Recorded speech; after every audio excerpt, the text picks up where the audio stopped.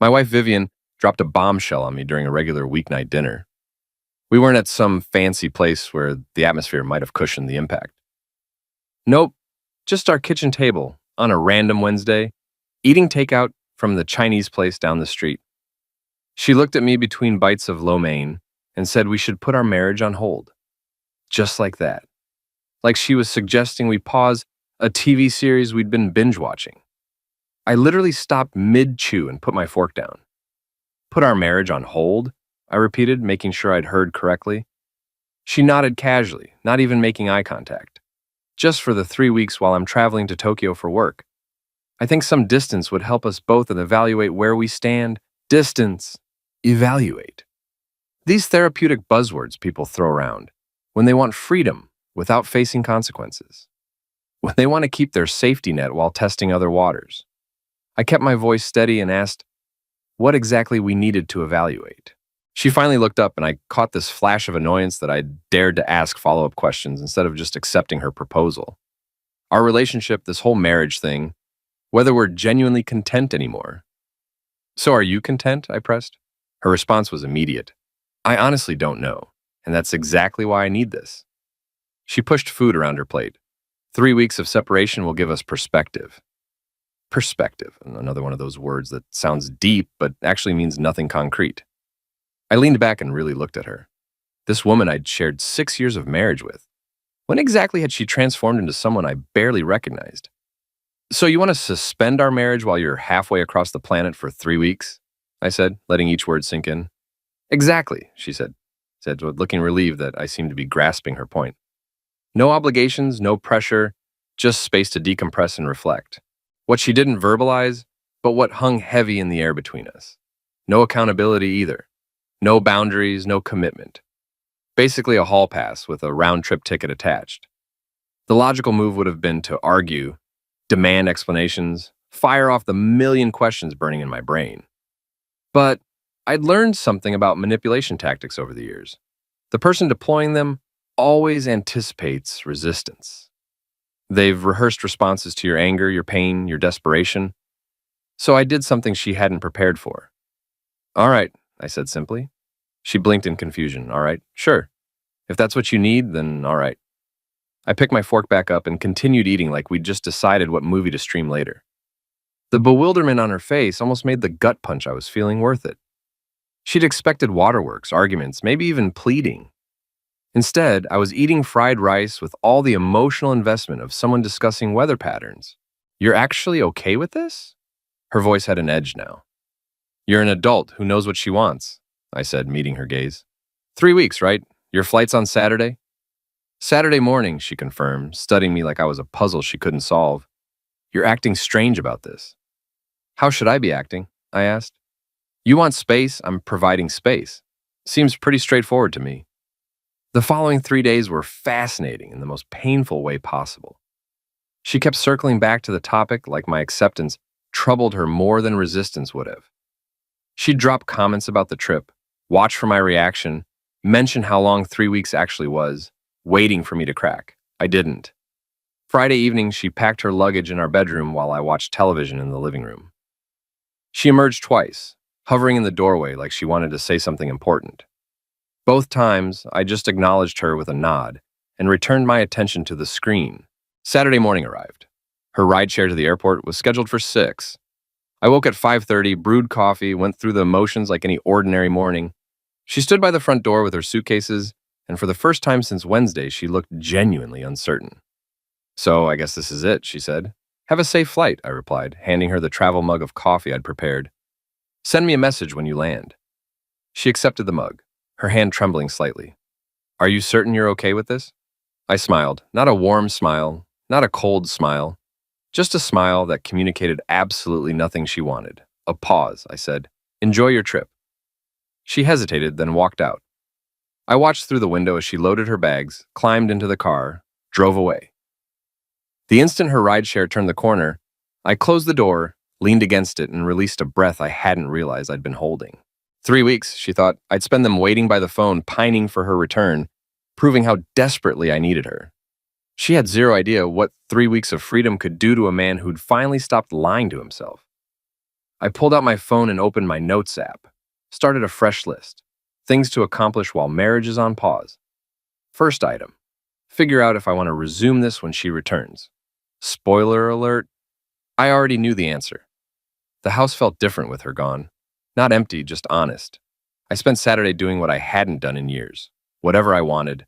Ordered pizza at 10 in the morning, because why not? Played music she despised. Left dishes in the sink without hearing a lecture about responsibility. By Sunday, the clarity she'd promised started hitting, just not the way she'd intended. I called my buddy Dominic. We'd been close before the marriage, then drifted when she made it clear she didn't approve of my friends. They're immature, she'd said. Translation: they saw through her act. No way, Dominic said when I told him about the pause. She actually said that? Word for word, I confirmed. And you agreed, just like that? Seemed easier than the alternative. I was sitting on the back porch, beer in hand. First one I'd had in the house in months. She'd declared the house a wellness zone last year. Brother, you know what this is, right? Dominic's voice got serious. This is her testing the waters while keeping you as backup. I'd thought the same thing. Hearing it out loud made it concrete. Probably, I admitted. So what are you going to do? Good question. What was I going to do? Monday morning, I took a personal day from work, made an appointment with Lawrence Brennan, a divorce attorney Dominic recommended. Not because I'd decide anything definite, just to understand my options. Brennan's office was downtown, one of those places with leather chairs and law books lining every wall. He listened to my story without interrupting, taking notes on a yellow legal pad. Let me ask you something, he said when I finished. Do you think she's coming back ready to fix this marriage? Honestly, I think she's coming back expecting to find me broken and grateful she returned at all. He nodded slowly. I've seen this pattern before. The spouse who asks for space usually isn't looking for answers. They're looking for permission. Permission for what? To do whatever they want without technically being the bad guy. They can say we were on a break and avoid responsibility. That tracked. She'd been careful with her words. Not separation, not divorce, just a pause. Plausible deniability wrapped in therapy speak. What would you do, I asked, if you were me? Brennan leaned back. I'd use these 3 weeks to get my ducks in a row. Financial records, property assessment, understand your rights. If she comes back and you decide to work it out, great. You've lost nothing but some consultation fees. But if she comes back expecting you to just accept whatever happened in Tokyo, he shrugged. You'll be prepared instead of blindsided. I left his office with a folder full of documents to gather and a strange sense of relief. I wasn't planning for divorce. I was planning for self-respect. That afternoon, I did something else I hadn't done in years. Hit the gym, not the one she'd picked out with the organic smoothie bar and yoga studios. The old school place with free weights and guys who actually broke a sweat. Felt good. Felt like reclaiming something I'd lost. Tuesday, my phone buzzed. Text from Tokyo, settled into the hotel. Time difference is brutal. Miss you. I stared at it for a long moment. Miss you, 2 words that would have made my chest tight 6 months ago. Now they just felt like checking a box. I texted back, glad you made it safe. Get some rest. Short, polite. 0 emotion. 3 dots appeared. Disappeared. Appeared again. Finally, that's it. I could feel her frustration through the screen. She wanted more. Wanted me to pour out feelings. Ask questions. Give her the attention she'd put on pause. What else should I say? I replied. The dots appeared and disappeared twice more. No response came. Wednesday, I started going through our finances properly. Not snooping, just looking at what was mine, what was ours, what would be fair. Turned out we kept things pretty separate. My income, my accounts, her income, her accounts, joint account for bills. Made things simpler, made things clearer. Thursday, she called. Video call at 8 p.m. my time, which meant Friday afternoon for her. I answered. She was in what looked like a hotel room. Professional, but tired. Hey, she said. Haven't heard much from you. Been busy.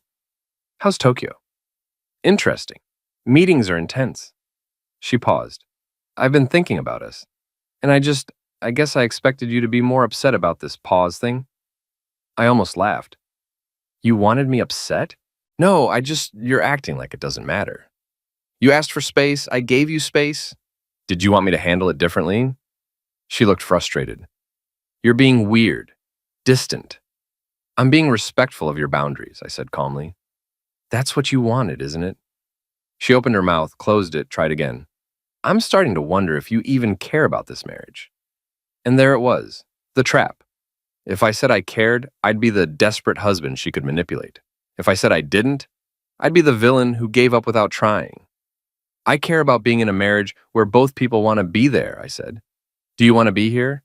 That's what I'm trying to figure out. Then figure it out. That's what these 3 weeks are for, right? I kept my tone neutral. You've got 2.5 weeks left. Use them. We ended the call shortly after. She looked more confused than when we'd started.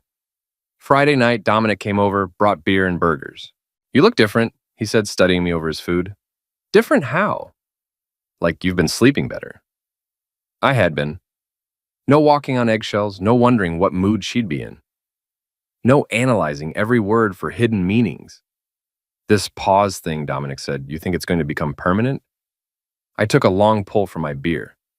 I think she wanted permission to do whatever she wanted while keeping me as an option. But here's what she didn't count on. What's that?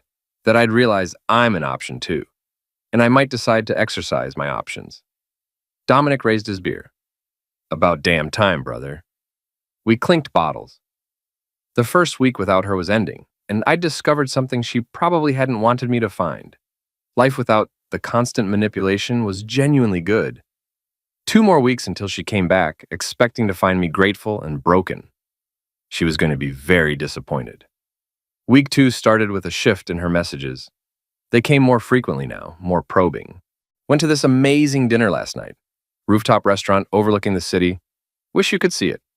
Translation, I'm having experiences without you. Feel jealous yet? I sent back a thumbs up emoji. That's it, just a thumbs up. 10 minutes later, that's your response? Sounds nice, I typed. Enjoy yourself. Radio silence for 6 hours. Then, what have you been up to? I could have lied. Could have made her think I was miserable. Instead, I told the truth. Hit the gym this morning, grabbed lunch with Dominic. Pretty standard week. The response came fast. Dominic? Since when are you hanging out with Dominic again? Since you're not here to tell me he's a bad influence, I thought. We grabbed burgers, caught up on stuff. What stuff? I stared at my phone. This was the woman who wanted space to figure things out, now interrogating me about having lunch with a friend. Just life stuff. How are your meetings going? Subject change. She didn't like that. Fine. But seriously, you and Dominic haven't talked in like 2 years. 3 years, I corrected. And whose fault was that? I regretted sending it the moment I hit enter. Not because it wasn't true, because it gave away that I was thinking clearly about the past. She didn't respond for the rest of the day.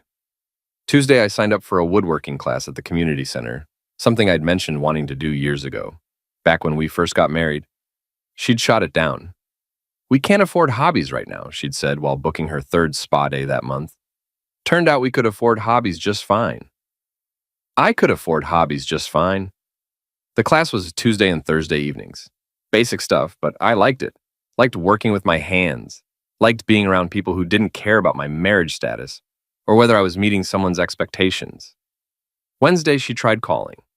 I was in the middle of the woodworking class, phone on silent. Didn't see it until I got home at 9:30. 3 missed calls, 2 voicemails. The first voicemail, hey, just calling to check in, call me back when you get this. The second voicemail, it's been 3 hours, where are you? Call me. The entitlement in her tone was fascinating. She'd asked for a pause on our marriage, but expected me to be available on demand. I texted instead of calling. Sorry, was at class. Everything okay? What class? Woodworking? Started this week. Woodworking? Since when? Since I had free time. 3 dots appeared and disappeared about 5 times. Finally, we need to talk tomorrow. Actual talk, not texting. Sure, I sent back. What time works for you? But I didn't feel that knot in my stomach anymore. I didn't feel that automatic anxiety about what she wanted to discuss. If anything, I was curious about what excuse she'd come up with. Thursday, she called right at 6 p.m. my time. I was grabbing dinner before my woodworking class. You sound busy, she said after I answered. Eating dinner. What's up? I've been thinking about us a lot. Her voice had that careful tone, the one she used when she was trying to seem vulnerable. This time apart has been hard. Has it? I took a bite of my sandwich, let the question hang. Of course it has. Haven't you been struggling? Struggling? Interesting word choice. I've been managing, I said. Managing. She repeated it like it was a foreign concept. That's it? You're just managing? What did you expect? I don't know. Maybe some indication that you miss me, that this pause is affecting you. I set down my sandwich. You asked for space to figure out if you're happy in this marriage. Did you want me to spend 3 weeks begging you to come back to prove I need you? Silence. Because that's not happening, I continued. You wanted clarity. I'm getting clarity too. What does that mean? Her voice rose slightly. It means I'm realizing some things while you're gone. Like what? Like how much easier it is to breathe when I'm not constantly worried about saying the wrong thing or doing the wrong thing or being the wrong thing. More silence than, that's not fair, isn't it? When's the last time I did something for myself without checking with you first? When's the last time I saw my friends without getting a lecture about priorities? I never stopped you from seeing your friends. I almost laughed. You didn't have to stop me. You just made it so miserable every time I did that it became easier not to. I can't believe you're saying this. Her voice cracked slightly. I thought this time apart would help us, and you're using it to build a case against me.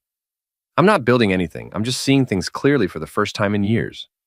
So what? You're done? You've given up on us? I haven't given up on anything, I said calmly, but I'm not going to pretend the last few years have been healthy just because it's uncomfortable to admit. She was crying now. I could hear it in her breathing. A year ago, those tears would have broken me, would have had me apologizing, backtracking, doing whatever it took to make her feel better. Now I just felt tired. Look, I said, you've got another week and a half in Tokyo. Finish your trip. Figure out what you want. I'll be here. Will you? The question came out sharp. Because it sounds like you're already gone. I'm exactly where you left me, I said. But I'm not waiting around like a lost puppy. That's not who I am. We ended the call shortly after. I sat in my car for a few minutes, processing. Then I drove to my woodworking class. Friday afternoon, Dominic called. Dude, you're not going to believe this, he said. What? Jenna ran into your wife's friend, Bethany. Apparently, Bethany got a call from Tokyo last night. Your wife was crying about how you've changed, how you're being cold, how she thinks you're going to leave her. She said that? Word for word, according to Jenna. Bethany asked what she expected taking a break from her marriage. Your wife apparently said she just needed to clear her head, not lose her husband. I couldn't help it. I laughed, genuinely laughed. What's funny? Dominic asked. She wanted a pause. She's getting a pause. But she still wants me on standby, ready to jump when she snaps her fingers. So what are you going to do? Finish my woodworking project? Hit the gym, maybe grab dinner with some people who actually value my time? And when she gets back? I looked around my living room, at the space I'd reclaimed, at the life I'd started rebuilding. When she gets back, she's going to find out that pressing pause gave me time to realize I don't need to press play again. Dominic was quiet for a moment. You sound different, man. Stronger. I feel different, I admitted. Turns out 3 weeks of not being manipulated does wonders for your mental health. That weekend, her messages became almost frantic. Photos of Tokyo, long texts about her day, questions about mine. Each one more desperate for engagement than the last. I responded to all of them, polite, brief, emotionally neutral. And with each short response, I could feel her panic growing 8,000 miles away. 9 days left until she came home. 9 days for her to realize that the pause she'd asked for had become the space I needed to find myself again. And there was no going back from that. I was finishing my bench press set when my phone buzzed on the gym floor Saturday morning, 9 days into her 3-week trip. Text from her. Flying back Monday, need to talk in person. No question mark. No asking if that was okay. Just an announcement. I wiped the sweat off my face, stared at the message. She was coming back a full week early. Everything good? My gym buddy Fletcher asked, re-racking his weights. Wife's cutting her trip short. The one on the marriage pause? Fletcher was new to my life, Met him at this gym. Former military. No tolerance for nonsense. That's interesting timing, isn't it? You ready for that conversation? I thought about the divorce papers sitting in my desk drawer. Not filed, just prepared, just in case. Yeah, I said, I'm ready. Monday came faster than expected. I took the day off work, cleaned the house, not because she expected it, but because I wanted to. Finished the cutting board I'd been making in woodworking class. Went for a run. Her flight was supposed to land at 2 p.m. She'd texted she'd take a ride share straight home. I was ready by 1, sitting in the living room, cutting board on the coffee table, mentally prepared for whatever was coming. She walked through the door at 3:15, 2 massive suitcases, looking exhausted and somehow different. Hair was shorter, clothes were new. Hey, she said, setting down her bags. Welcome back. How was the flight? She looked around the house like she was seeing it for the first time, taking in the changes. The gym equipment in the corner I'd bought last week, the woodworking magazines on the side table, the lack of her usual clutter. The house looks different, she said. I've been keeping busy. She picked up the cutting board, ran her fingers over the smooth walnut wood. You made this? Finished it yesterday. Woodworking class. Right, the class. She set it down carefully. We need to talk. Okay. Want something to drink first? Water? Coffee? No, She sat on the couch and I could see it now. The exhaustion wasn't from travel. It was from stress. I made a mistake. Which mistake are we talking about? She flinched at my tone. The pause, asking for space. All of it. Why was it a mistake? Because I thought time apart would help me figure things out. But instead, it just made me realize what I have, what I could lose. I sat in the chair across from her, not beside her on the couch. The distance was deliberate. What changed? I asked. 9 days ago, you needed 3 weeks to figure out if you were happy. Now you're back early, saying it was a mistake. She looked down at her hands. I talked to Bethany. She mentioned running into Dominic's girlfriend. Said you seemed different, happy, and that bothered you? It scared me, she corrected. The thought that you were moving on, that you didn't need me.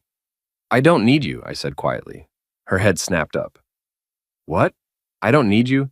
That's what these 9 days taught me. I can function just fine on my own. Better, actually. So that's it? You've already made up your mind? You asked for a pause. I gave you one. But pauses work both ways. While you were in Tokyo figuring out if you wanted this marriage, I was here figuring out the same thing. And? Her voice was barely a whisper. I've spent the last 9 days reconnecting with friends you pushed away, doing hobbies you dismissed, going to the gym without hearing about how it's taking time away from us. And you know what I realized? She didn't answer. I realized that being alone felt better than being with someone who makes me feel alone anyway. Tears started running down her face. You're saying you want a divorce?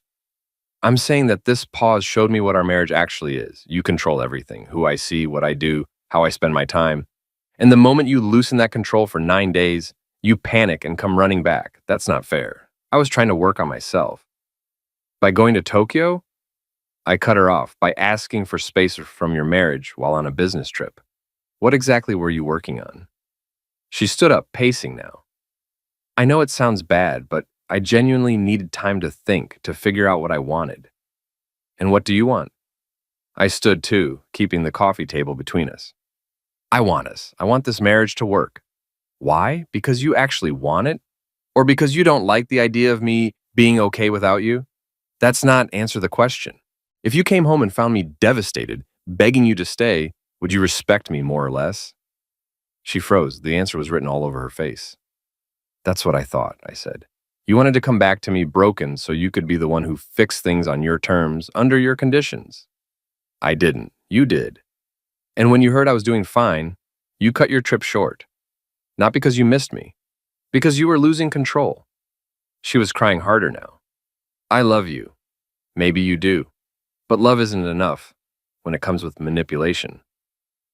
So what now? She wiped her face. You've made up your mind. That's it. I walked to my desk, pulled out the folder Brennan had prepared, set it on the coffee table next to my cutting board. I had a lot of time to think these last 9 days, I said.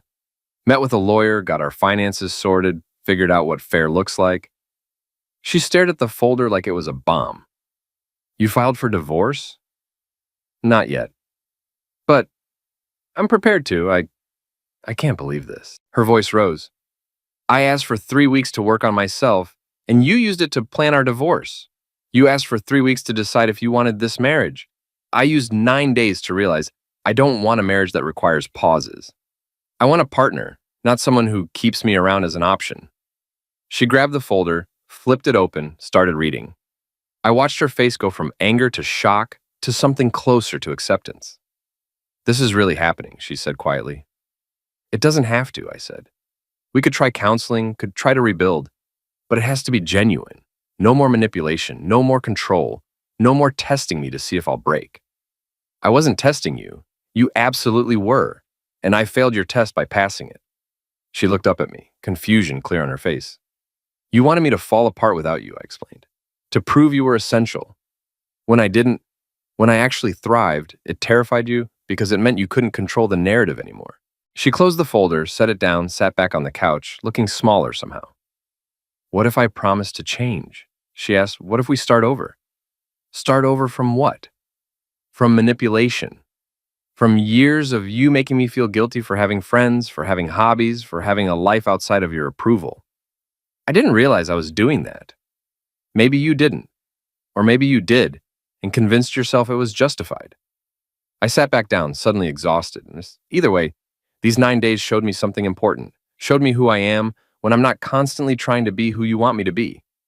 And who are you? Someone who deserves better than a marriage that needs to be paused. We sat in silence for a long moment. The cutting board sat between us, solid and simple and honest. A reminder that I'd built something with my own hands while she was gone. I'm staying at Jenna's tonight, she finally said. Give us both time to process. Probably smart. She gathered a few things, threw them in an overnight bag, stood at the door just like she had 9 days earlier. But everything was different now. I really did miss you, she said quietly. I believe you. But missing someone and respecting them are two different things, she left without another word. I sat on the couch, picked up my cutting board, ran my hands over the wood I'd shaped, sanded, finished. She'd asked for a pause, expecting to find me broken when she pressed play again. Instead, she'd found someone who'd learned to stand on his own. And that changed everything. The next morning, she showed up unannounced. I was making coffee, didn't offer her any. We need to talk more, she said. How so? You're making me out to be this controlling monster when all I did was ask for some space to think. Is that all you did? I leaned against the counter. Because from where I'm standing, you spent years making me feel guilty for having a life outside of you, then asked for a pause when it suited you, and came running back the moment you realized I was okay without you. That's not what happened. Then tell me what happened. Why did you cut your trip short? She hesitated. I told you. I realized I made a mistake. Try again. And this time, be honest. Her face flushed. Fine. Bethany told me you were at the gym looking good. That Dominic mentioned you seemed lighter, happier, and it made me think that maybe you were moving on. So you came back to stop that? I came back because I love you. You came back because you didn't like losing control. I set down my coffee. There's a difference. She sat on the couch, and I saw it then. The shift from defensiveness to something else. Desperation, maybe. What do you want from me? She asked. You want me to admit I was wrong? Fine, I was wrong. The pause was a stupid idea. I should have just talked to you about my feelings instead of running away to Tokyo. And why didn't you? Because talking to you has become impossible. You shut down every time I try to have a serious conversation. I almost laughed. I shut down. You realize that's exactly what you do, right? Turn everything around so I'm always the problem. That's not last year I cut her off. I mentioned wanting to take a weekend fishing trip with Dominic. You turned it into a 3-day argument about how I wasn't prioritizing our marriage. Remember that? She looked away. 2 years ago, I continued, I signed up for a photography class. You guilt-tripped me into dropping it because the Thursday night sessions were our time together. Even though we spent those nights with you on your phone while I watched TV, you're keeping score now. I'm showing you a pattern, one you either don't see or refuse to acknowledge. I moved to the chair across from her. You control the narrative. You decide what's acceptable and what isn't, and when I finally stopped playing along, you panicked. So what do you want? Her voice rose. You want me to grovel, to beg for another chance? I want you to understand why I'm done. The word hung in the air between us. Done. Final. No negotiation. You're serious about the divorce? It wasn't a question. I think it's best for both of us. How is destroying our marriage best for both of us? Because we're not happy. You're not happy, or you wouldn't have asked for a pause. I'm not happy, or I would have fought harder to keep you from leaving. She was crying again. We can fix this. We can go to counseling, work on communication. We're past that. I kept my tone even. You asked for space to figure out what you wanted. Well, I figured out what I want. I want a life where I can breathe without permission. That's not fair. I gave you plenty of freedom. Did you?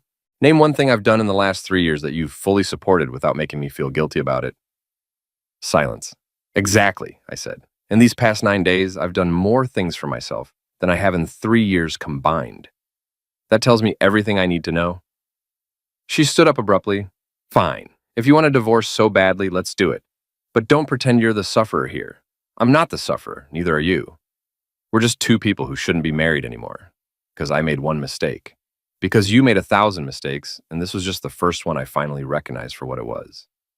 I stood too. The pause wasn't the problem, it was the symptom. You wanted an escape hatch while keeping me on standby. That's not a marriage. That's insurance. I hate you right now, she said quietly. I know, but you'll get over it. And eventually, you might even realize I'm right. She grabbed her bag, headed for the door, stopped with her hand on the knob. I'm going to tell everyone you gave up on us, she said. That you threw away 6 years without even trying to fight for it.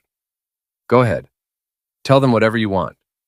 People who actually know me will see the truth. And what truth is that? That I spent 6 years fighting for a marriage while you spent 6 years taking it for granted. The pause was just you finally admitting what I'd been feeling for years. She slammed the door on her way out. I stood there for a moment, then pulled out my phone, called Brennan. I'm ready to file, I said when he answered. You're sure? Completely. I'll have the papers ready by Friday. Can you come in to sign them? I'll be there. She started calling, left voicemails ranging from angry to apologetic to bargaining. I listened to each one but didn't respond. The last one came at midnight. I know you probably won't answer, but I need you to know something. I do love you. I always have. And I'm sorry that wasn't enough. I'm sorry I wasn't enough. But destroying what we had isn't going to make you happy.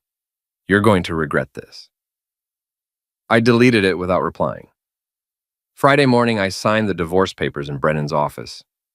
He explained the next steps. Service of process, waiting periods, division of assets. It was straightforward. We'd kept our finances mostly separate. The house was rented, not owned. No kids, no complicated entanglements. This is one of the cleaner divorces I've handled, Brennan said. Should be finalized within a few months, if she doesn't contest. She'll contest, I said. Not because she wants to fight, but because she'll want to maintain control as long as possible. He nodded. I've seen that before. Just stay firm. Don't engage in the drama. Let the process work. I left his office feeling lighter than I had in years. This wasn't the ending I'd imagined when I got married, but it was the ending I needed. That night, Dominic came over with pizza and beer. How you holding up? He asked. Better than I thought I would. Any regrets? I thought about it. Genuinely thought about it. No, I said finally. The only regret is not doing it sooner. She's been texting Jenna, Dominic said, asking about you. Whether you're seeing anyone, whether you seem upset. What did Jenna tell her? That it's none of her business and she should focus on herself. I smiled. Jenna's good people. She is. And so are you, brother. Don't forget that. We ate pizza and watched a game, and it felt normal. Felt like the before times, when life wasn't a constant negotiation. My phone buzzed around 10, text from her, "Can I come get the rest of my things tomorrow?" What time works for you? I replied. Noon, I'll be here. Saturday at noon, she showed up with Bethany, brought boxes and bags. I stayed in the living room while they packed up her stuff from the bedroom. It took about an hour. When they finished, Bethany carried most of the boxes to the car while she stood in the doorway one last time. This is really happening, she said. It is. I keep thinking I'm going to wake up and we'll still be married, still together. We're still married, I pointed out. Just not for much longer. You sound so calm about it. I am calm about it. This is the right decision. She shook her head. I'll never understand how you can just turn off your feelings like that. I'm not turning them off. I'm just choosing not to let them control me anymore. She left without saying goodbye. Bethany gave me a sympathetic look on her way out. I closed the door, looked around the house. It felt emptier now, but not in a bad way. More like space had opened up.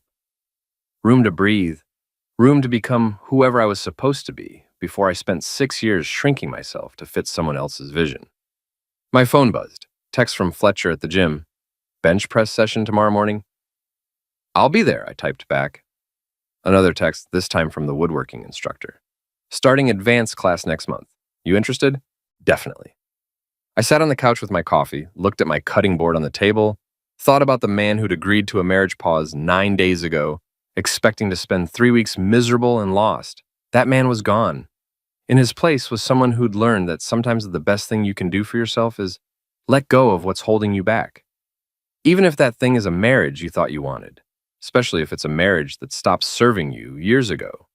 The divorce would be final in a few months, but I was already free. 4 months later, the divorce was final. She'd contested initially, dragged it out for 6 weeks with lawyers and negotiations, wanted spousal support despite making more money than me, wanted half of everything despite our prenup. Eventually, her lawyer probably told her what mine already knew. She had no case. The final hearing took 20 minutes. Judge signed the papers. We walked out of the courthouse from different exits. I never saw her again after that day. Life moved forward in ways I hadn't expected. The woodworking hobby turned into a side business. Started selling cutting boards and small furniture pieces online. Nothing huge, but enough to fund more tools and classes. Fletcher and I became actual friends. Hit the gym 4 times a week. He introduced me to rock climbing. Turned out I was decent at it. Dominic and Jenna set me up on a few dates. Some went well, some didn't. I wasn't in a rush. For the first time in years, I was comfortable being alone. 6 months after the divorce, I ran into her at a coffee shop downtown. Pure coincidence. She was with someone, some guy in a suit. Looked polished, corporate. She saw me, froze. I nodded, kept walking to place my order. Wait, she called out. I turned. Hey, how are you? She asked, leaving the suit guy at their table. Good, you? I'm okay. This is weird, isn't it? A little. Awkward silence. She looked different. Older somehow, or maybe just tired. I heard you're doing woodworking now, she said. Selling stuff online? Yeah, it's going well. That's good. I'm glad you found something you enjoy. Another pause. The guy at her table was watching us. I should get back, she said, but I'm glad you're doing well, genuinely. You too. She walked away and I ordered my coffee, sat by the window watching people pass by. My phone buzzed. Text from Fletcher. Climbing gym tonight? Absolutely, I typed back. I thought about what she'd said. That pressing pause on the marriage was supposed to give us clarity. She'd been right about that part. It just hadn't given us the clarity she'd expected. She thought she'd come back to find me waiting, grateful, ready to accept whatever terms she set, ready to go back to being the person she'd molded me into. Instead, she'd come back to find someone who'd pressed play on a different life entirely. A life without manipulation, without guilt, without constantly seeking approval. A life that was genuinely, honestly mine. I finished my coffee, headed to the climbing gym. Fletcher was already there, geared up and ready. Good day, he asked. Yeah, I said, meaning it. Actually, it is. We climbed until my arm burned and my mind was clear. And somewhere, the woman who'd asked for 3 weeks to figure out what she wanted was probably still trying to understand what went wrong. But that wasn't my problem anymore. I'd figured out what I wanted during those 3 weeks, and it turned out what I wanted was simple. Freedom, respect, a life lived on my own terms. She'd given me the space to find that, and I never looked back.